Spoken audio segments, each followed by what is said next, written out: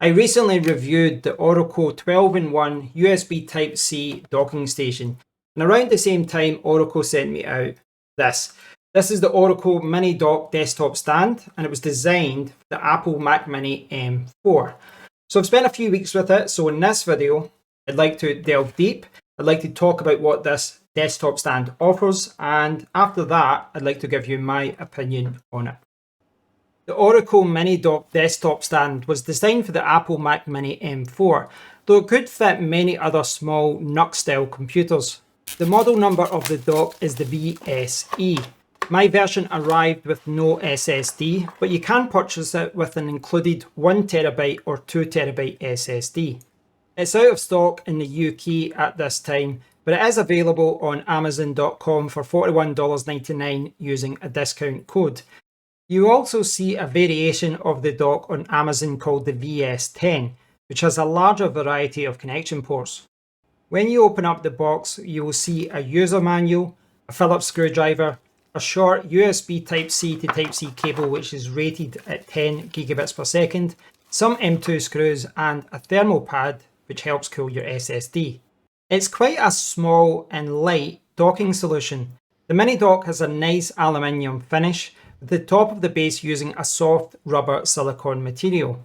The base gives you access to the internal SSD slot and has anti-slip rubber feet to stop it slipping on your desk. This VSE model has less ports than its VS10 counterpart. There's a Type-C port for power, a Type-C port for connecting to your PC, a 3.5mm audio port, two Type-A ports rated at 10 gigabits per second, and a UHS 1 memory card reader that accepts microSD cards and SD cards. The internal SSD enclosure can be accessed by simply removing one screw. Once you have inserted your SSD and secured it using an M2 screw, you can screw the SSD cover back on. Whilst you can connect the dock to one of the Mac Mini's Thunderbolt ports, I recommend using one of the available Type-C ports at the front of the Mac Mini, as those are rated at 10 gigabits per second. The first thing I tested was the internal SSD enclosure.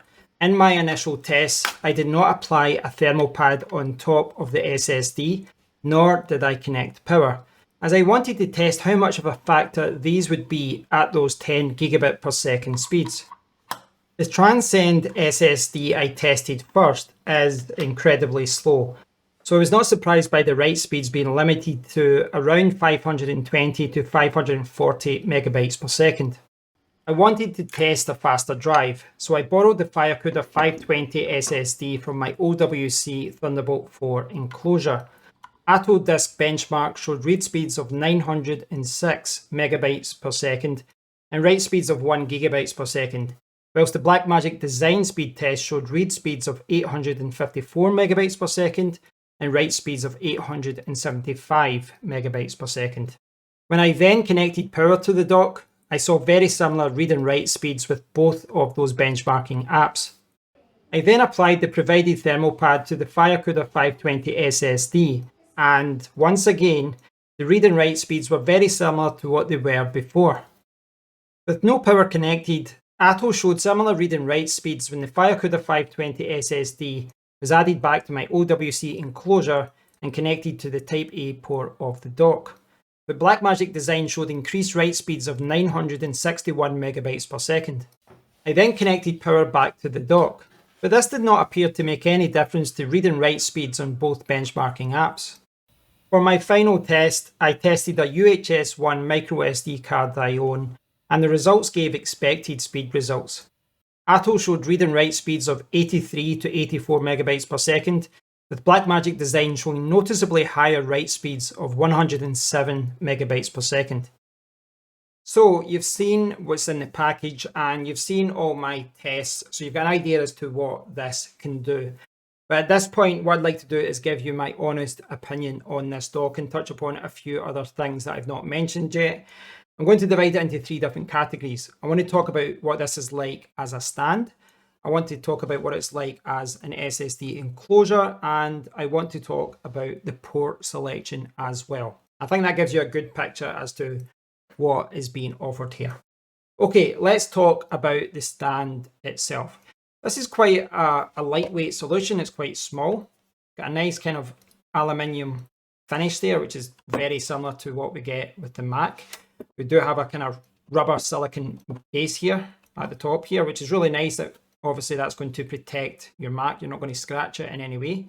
So it's a nice look.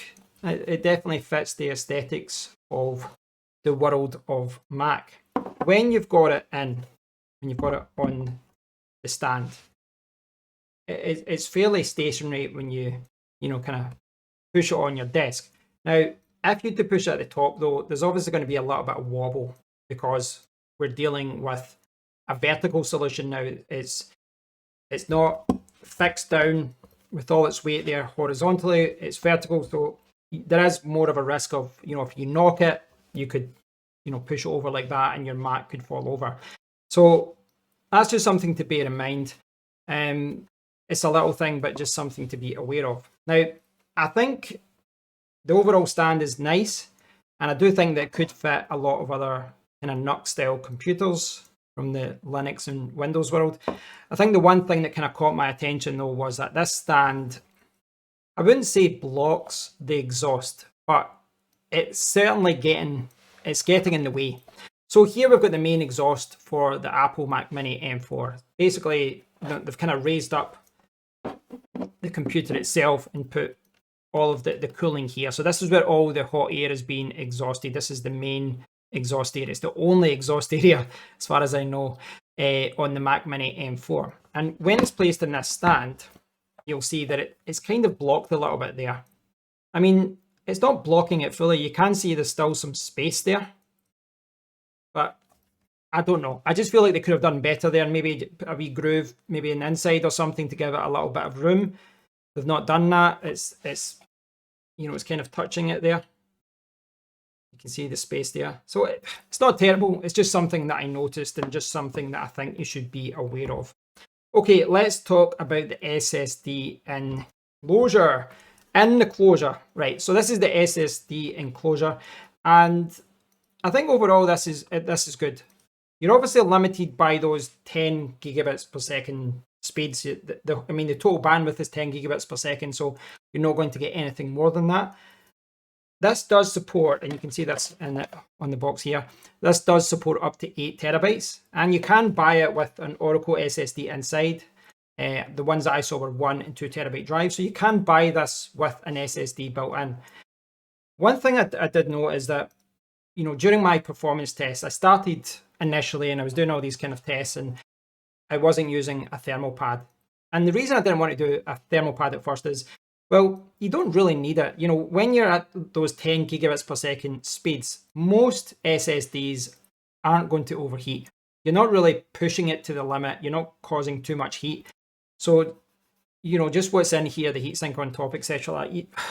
Well, the heatsink's not got a good connection, but just for the overall design here, I don't think it's going to overheat. So I don't think a thermal pad is absolutely necessary. But what I would advise you to do would be maybe do some file transfer tests, test the speed of the file transfers without thermal pads, and then do the exact same test with the thermal pads. Where you would maybe see a difference is that if you were doing long sustained read and write, so if you were transferring large files or large volumes of files, if you didn't have thermal pads, maybe it starts to overheat at one point, and that's when you start to see performance being hit.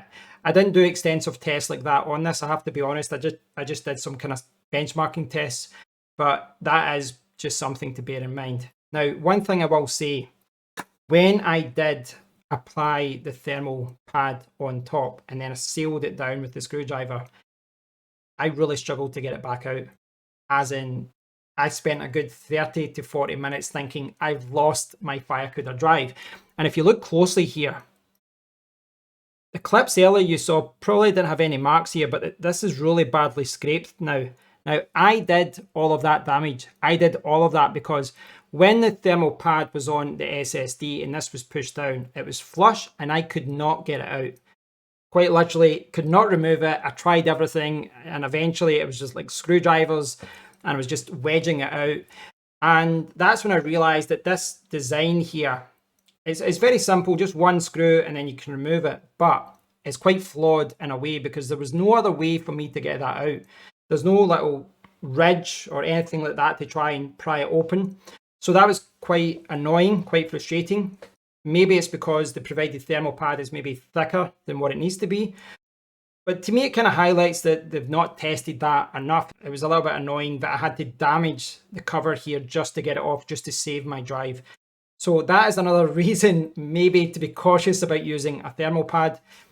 It's the kind of problem though you shouldn't see in any enclosure. Most enclosures are designed in a good way that you can remove the enclosure, you can get your SSD.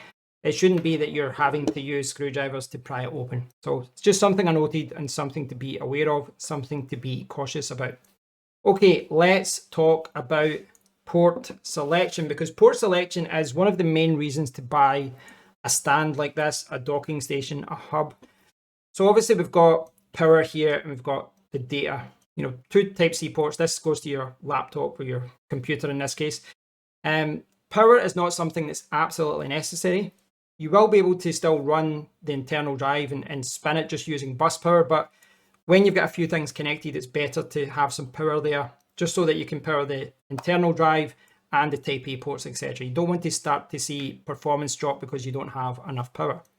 Now, at the front here, we've got the main port selection, and essentially there's 4 here.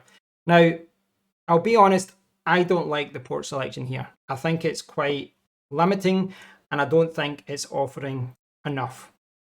There's no HDMI, there's no DisplayPort. There's nothing here which I think truly enhances the Mac Mini. Now, let's start with the first one. First one we've got here is a 3.5mm audio jack, the headphone port here. Now, we don't need this. If this was truly designed for the Mac Mini, this would not be here because we have it there. This is not bringing anything new to the table by adding a second audio port. It doesn't really help, in my opinion. Yes, you could technically connect some headphones here and a second pair of headphones here, but it's kind of surplus to requirements. So, I mean, it's not doing any harm per se. It's just there, but I just don't see why they added it to what is quite a limited port selection. Similar story at the other side. We've got a memory card reader that offers micro SD cards and SD cards, and it's the same story as to what we had recently with the Orico 12-in-1. Now, I was a little bit more forgiving here. This also has, both of them have SD card 3.0 standard UHS 1, so it's an old standard at this point. File transfers are slow, because the cards are slow themselves, but I was a little bit more forgiving here because there's so many ports on offer, so it was a little bit easier to forgive it. But with such a limited port selection here, having UHS 1 for the memory cards, it's not great. I mean, if you're using memory cards, older ones for your action cameras, etc., that's useful. But this is a Mac Mini. This has an M4 chip, and I know a lot of people are buying these computers, but they're popular with photographers, with YouTubers, videographers, etc. And most of us will be using a UHS 2 card, with those faster read and write speeds. But this card will not work here. It doesn't work. So it's kind of, for my own purpose, transferring files from my camera, I can't use it. It just simply doesn't work. It's not supported. So that's a little bit annoying. For me, these are kind of not useful. Obviously, when you're connecting a Type-C connection like this, 10 gigabits per second, you're losing that one Type-C port at the front. But what you get instead of a Type-C port, you get the SSD and you get 2 USB Type-A. Now, I think USB Type-A is what most people kind of want when they're adding a hub like this, because you've got the 3 Thunderbolt ports at the back, all Type-C, and then you've got 2 Type-C ports at the front, 10 gigabits per second, USB 3.2 Gen X 2.0. 2x1, I always get them mixed up. But yeah, you've got the 10 gigabits per second connections there. Now, you don't have Type-A, so you want Type-A. What we've got here is 2 Type-A ports, and both of them support 10 gigabits per second. Now, of course, if that's getting 10 gigabits per second, it's being utilized, and you're not going to get that bandwidth here because, again, the total bandwidth is 10 gigabits per second for the internal drive, memory card reader, and both of these ports. The problem that I have here is that 10 gigabit per second A ports aren't that useful. Not really. All of the external SSDs and external SSD enclosures that I have that do support 10 gigabits per second, they all support a Type-C connection. Now, some of them do also include a Type-A cable, but it has a Type-C cable. With my capture cards, I have 10 gigabit per second capture cards. I'm recording with them just now, but those are Type-C. I do have a Type-A capture card, but it's 5 gigabits per second. What I would have liked personally is instead of 2, kind of high speed type A ports, I would have liked 4 or 5 low speed type A ports for keyboards, for mice, for, Steam Decks, for audio interfaces, just kind of more USB type A interfaces. That's what I would have preferred. Now, that's my personal opinion. It's not going to be everyone's opinion. Everyone's got different needs. Just bear in mind, though, that when you're connecting this, essentially you're exchanging a Type-C port at the front for 2 Type-A and an SSD. I do think it is. I do think it's a fair swap, but I also think that the other dock which they offer has a better port selection and is more varied, and I think is more practical for most people. Okay, now I want to talk about, which is one of the kind of biggest things about this, I think. One of the reasons to make your Mac Mini vertical is because of this power button. This power button's at the bottom, and I don't know what Apple were thinking. I find it annoying. It's not a deal breaker, but it is annoying because you have to lift it up and then push the power button like that. So if you stand this vertically, then it's a lot easier. You can just push the power button like that. But again, you have to be careful not to tip it over. Now, the problem that I have is that they have provided a short Type-C to Type-C cable, a very short Type-C to Type-C cable, which means that it's kind of designed to essentially plug into the front here. And you'll see that's how I had it set up in all of my tests. Now, you could obviously use Thunderbolt, but I think it'd be silly to use 40 gigabits per second connection with a 10 gigabit per second dock. Doesn't make sense. You're better using these with the 10 gigabit per second connections. So the problem here is that when you put it in like this and you connect it up with that short little cable, well, guess what? The power button is blocked. Yes, it's blocked. I don't understand why they've set it up this way. It's a really bad setup, but you can see that you need to lift it up and then push that power button in. So we now have fixed the power button problem and introduced a different power button problem. Now, you can fix this because obviously with a longer cable, you could plug it in and just bend it round and put this in a different position. Now, I have tried lots of different variations. I think this is probably the best setup. And the reason being, you're still going to get the cables at the back here. They're not popping out the top. You can get access to the power button at the top here. So you've got access to the power button, but that short cable kind of fits. It does fit. It's not very pretty. You'd ideally want to buy a different cable. And you can see that it goes over the 3.5 millimeter headphone jack. So it's not a pretty solution really when you look at it like that. It does the job. I mean, it's certainly doing the job there. But I don't know, it's a bit strange. I don't know why they've opted for such a short cable, because ideally for you to put the power button up here where it's useful, where you can actually press it easily, you're going to have that kind of setup. Just something to be aware of, not a deal breaker. But I do think that for most people, you're either going to set it up like this, or you're going to spin it around, put the connection like that, because that's the neatest selection, and then just kind of lift it up and press the power button. I think what's maybe apparent through all of this is maybe it's just badly thought out. All of it just seems a little bit badly thought out, from fans being slightly blocked to the SSD enclosure sticking with the thermal pad, that just making it very difficult to come out, to the limited port selection and the short cable that gives you a kind of weird layout. It's just some bad decisions in there. I will say overall though, I will be using this I don't think it's terrible. And I think if you get this at the right price, it's worth having because it does expand your Mac Mini. It really does expand it because what it does is give you a few Type A ports and it gives you an additional SSD. And as you all know, Apple charges crazy prices for SSDs. So if you want up to 1 gigabits per second reading and writing, or more realistically, 900 megabytes per second reading and writing, if you want that type of speed in an external SSD, this is a very nice way to do it because it gives you a stand, you've got an SSD in there, and you've got a couple of USB Type A ports in there as well. So I have been a little bit critical of it, just because I think they could have done better here, just with the overall design and the application of a lot of things. But as useful, and what I would say is just shop around, and if you see this at a good price, you might want to check it out. But just be aware of some of its kind of weird design flaws. Thanks for watching, guys. I hope you found this useful. Hopefully you know more about what the MiniDock Desktop Stand offers. Thanks to Orico for sending it out. I have got some criticisms of it, but I do appreciate companies that do support the channel. I'd love to hear your thoughts on it, so please do post a comment down below. As always, if you've enjoyed the video, thumbs up, subscribe, all the good stuff, and until next time, take care.